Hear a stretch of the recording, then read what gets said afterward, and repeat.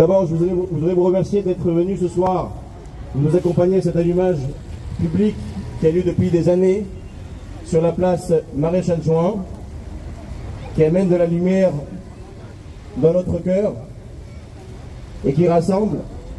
Je voudrais également remercier les services de police d'être là avec nous chaque année. Puis également remercier la SPCJ, le service de protection de la communauté israélite juive. Alors, comme vous le savez, la fête de Hanouka, on l'appelle la fête des Lumières. Le Talmud, dans le traité Shabbat, nous dit que la chose essentielle qui ressort de la fête de Hanouka, essentiellement, c'est la fiole d'huile, ce miracle extraordinaire de la fiole d'huile. Et d'ailleurs, ce qui est bizarre, c'est que dans les prières que nous récitons tous les jours, les 3 prières, on ne parle pas de la fiole d'huile, on parle de la victoire. Ça, c'est une première question. Et la deuxième question, comment se fait-il qu'on fait une fête tellement grande chaque année où on publie ces miracles à l'extérieur? Il y a une mitzvah qui est rapportée dans le Shulchan Aruch de Pirsum Nissa, de publier le miracle, de propager le miracle et la lumière de Hanouka à l'extérieur, plus que d'autres miracles de l'histoire de la Bible, comme celle d'Elisha, etc. Et là, les sages nous expliquent qu'en réalité, il y a 2 sortes de miracles. Il y a ce qu'on appelle Nes Galouy et Nes Nistar. Nes Galouy, c'est un miracle dévoilé. C'est-à-dire, c'est quelque chose qu'on voit avec nos yeux de manière claire, sans ambiguïté. Le miracle de la fiole d'huile, comme vous le savez, il y a plusieurs commentateurs qui expliquent, d'après certains, c'est cette fiole d'huile qui devait durer un jour, qui a duré 8 jours, qui avait toujours la même quantité. D'après d'autres commentateurs, c'est tous les jours, tous les soirs, la fiole d'huile qui augmentait, qui baissait, qui augmentait automatiquement toute seule, sans qu'on la remplissait. Mais dans tous les cas, ce miracle extraordinaire de la fiole, c'est ce qu'on appelle un miracle, un Nes Galouy, un miracle dévoilé. Quand on prie, on s'attache à Dieu par la prière, on n'a pas besoin d'une intervention divine particulière. Celui qui prie, généralement, il s'attache à Dieu de manière profonde, et pendant la prière, il ressent quelque chose de très fort. Donc le bon Dieu n'a pas besoin d'intervenir sur terre de manière dévoilée. Et c'est pour ça d'ailleurs que dans la prière, on parle de la victoire, mais on ne parle pas de ce miracle de la fiole d'huile. Tandis que, quand on parle, généralement, de ce miracle extraordinaire de la fiole d'huile, Nes Galouy, c'est un miracle dévoilé. On voit clairement de nos yeux ce miracle, et personne ne peut le contredire. Il n'y a pas besoin de le mentionner dans la prière. Pourquoi? Parce que c'est quelque chose qu'on voit de nos yeux. Et là, on explique qu'en vérité, c'est la raison pour laquelle dans la prière, quand on parle de ce miracle de la victoire, on mentionne ce miracle parce qu'on pourrait malheureusement des fois se dire, bon, tu comprends, ils ont gagné, mais c'est pour telle et telle raison. C'est pas vraiment qu'il y a eu un miracle. C'est pour ça que la Torah le mentionne, pour nous dire qu'il faut se rappeler que c'est un vrai miracle. Tandis que l'autre miracle, celui de la fiole d'huile, il n'y a pas besoin de le mentionner, parce qu'on le voit de nos yeux que c'est un miracle. Toute la fête de Hanouka, on l'appelle la fête des Lumières.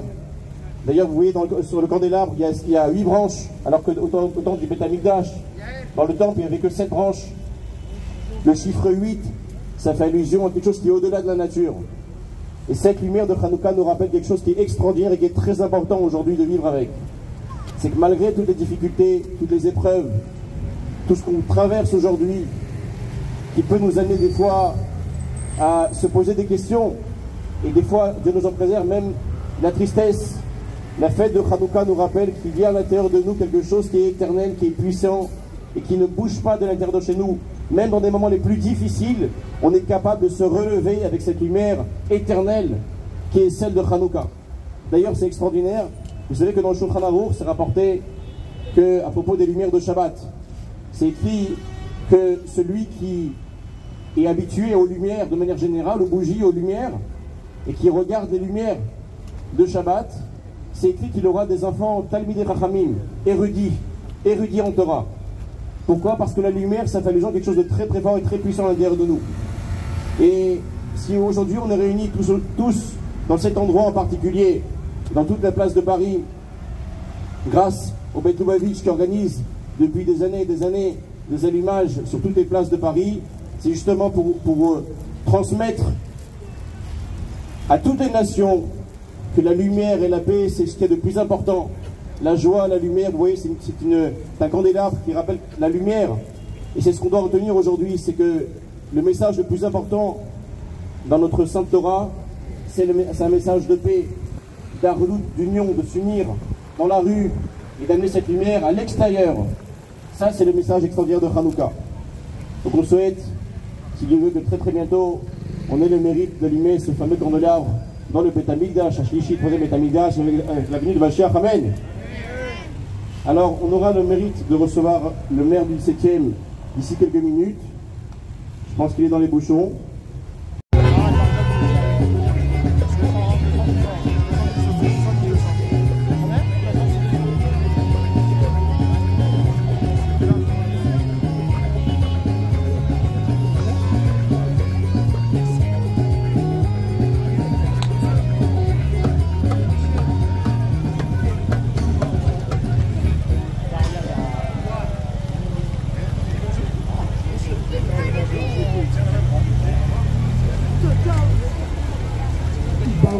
Pour la deuxième et troisième bougie, Monsieur Nissim Cohen, Bechavot.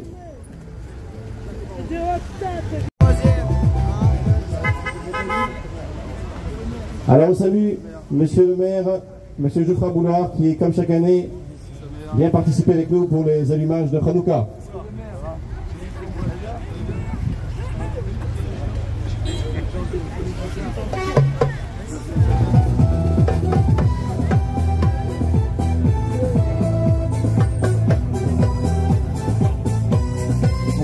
Pour la 4e et 5e bougie, Monsieur Elguez.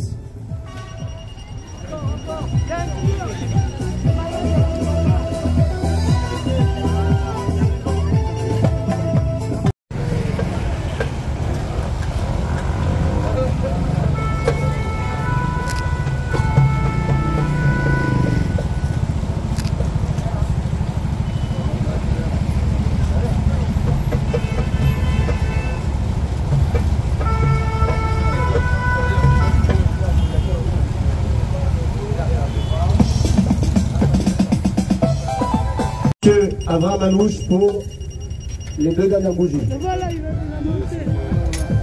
Il a bien présenté.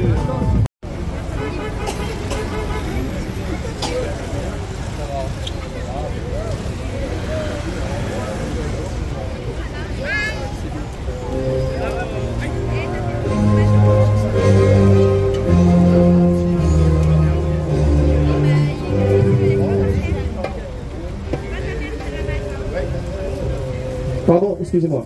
Juste avant aller en Talalou, le maire est venu pour quelques minutes, va lui adresser la parole.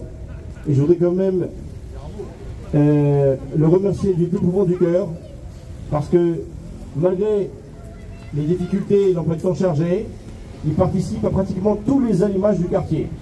Les écoles, on peut l'applaudir très fort. Il nous fait honneur. Et on lui souhaite le meilleur, beaucoup de réussite. Amen. Et il nous vit une bonne santé. Amen. Monsieur le maire. Mesdames, Messieurs, Monsieur le rabbin, cher Gabriel, c'est toujours un grand plaisir de vous retrouver. Surtout que ce soir, il ne pleut pas. C'est un signe. C'est un signe. Voilà, très heureux de vous retrouver pour ce moment important pour la communauté.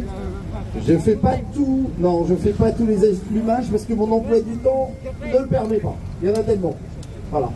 Alors là, que la lumière de Hanouka soit évidemment une source d'inspiration dans vos vies personnelles, qu'elle vous apporte le bonheur dans les obscurités nombreuses que nous connaissons. Ce soir, je veux surtout que cette lumière, elle soit pour nous évidemment inspirante, qu'elle soit source de solidarité.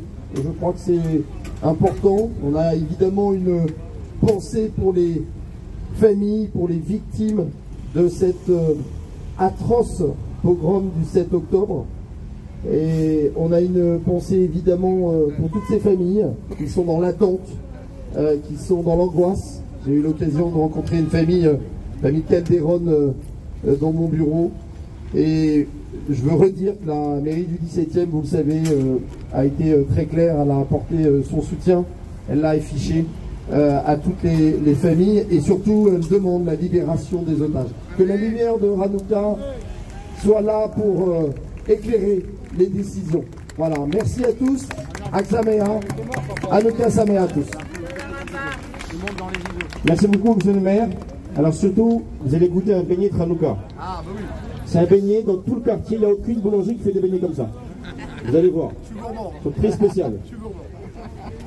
Je sais pas, non. Là, je retrouve sur le terrain. Bon, il y a trois. On va te dire lesquels sont lesquels. Ça, c'est confiture.